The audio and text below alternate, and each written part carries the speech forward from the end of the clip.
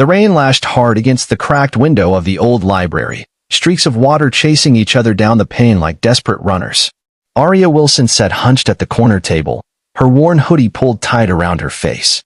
Her laptop's cracked screen flickered with dying resolve, threatening to give up on her, just like everything else lately.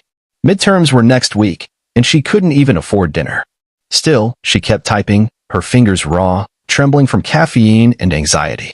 She wasn't supposed to be here, not in this elite business school filled with shiny shoes, credit card lives, and students who had never seen their parents cry. But a full scholarship and a genius-level IQ had paved her way into this unfamiliar world. Yet now, 2 months behind on rent and one broken laptop away from failure, she wondered if it had been a mistake. Across the city, in a towering glass building kissed by the clouds, Ethan Caldwell sat in silence. He was the CEO of Caldwell Industries, one of the most powerful conglomerates in America. But today, he was not the stoic business genius the world idolized. His breathing was shallow, his palms clammy. The doctors had been clear, his condition was rare, autoimmune, psychosomatic. A strange affliction of the body triggered by extreme trauma. Medication helped little. Therapy helped less. Only one thing worked, being close to a specific emotional frequency, pure empathy. Not pity, not sympathy. True, untainted, human empathy. They had tried everything. Hired emotional therapists, trained actors, even monks. Nothing worked. Until his assistant brought him a student file, accidentally, in a batch of scholarship reports.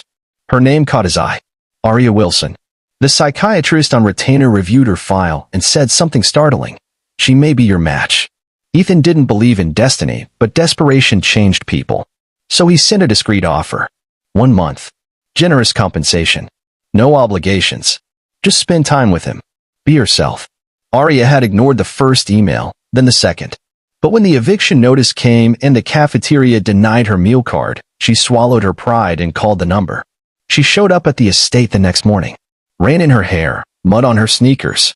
His world was chrome and marble. She was all denim and scraped elbows. He was a man who hadn't laughed in years.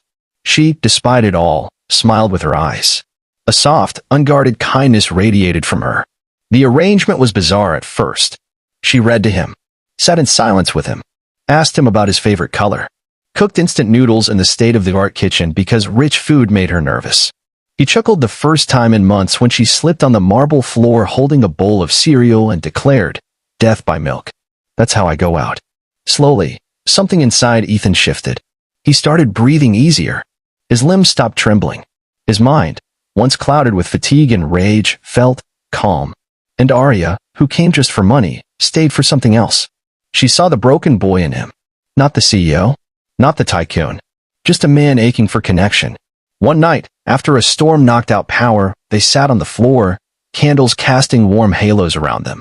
She talked about her mother's death, how she promised her mom she'd be someone great. "But I'm just tired," she whispered. Tired of fighting alone. He took her hand.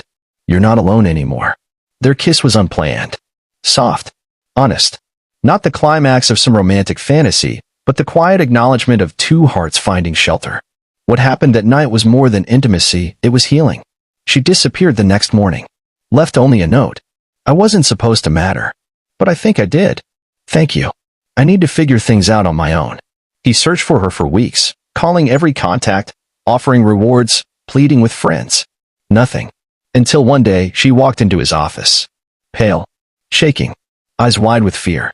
I didn't know who else to go to." She held out a medical report. Pregnant.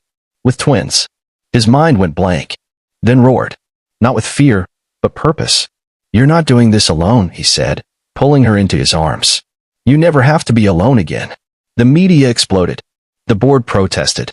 His fiancée, yes, the one arranged by family, threatened scandal. But Ethan didn't flinch. The next day, in a private chapel, he married her. No press. No guests. Just him, her, and the life growing inside her.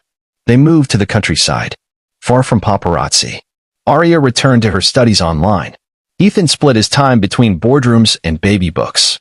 They planted trees, baked cookies, named their unborn twins Hope and Henry. Labor came early, complicated, dangerous. Ethan held her hand as she screamed through the pain. When Henry didn't cry, he panicked. But then a weak, glorious wail filled the room. They both wept. Months later, the once invincible CEO could be found at 3 a.m. changing diapers, his face glowing from baby powder and exhaustion. Arya wrote a book, Love, in the Language of Healing, which became a bestseller. People said it was impossible, that it was a fairy tale. But they were wrong. It was just life. Raw. Unscripted. Human. And it began with two broken souls, one rich in money, the other rich in heart, who healed each other and built a family from the pieces of their past.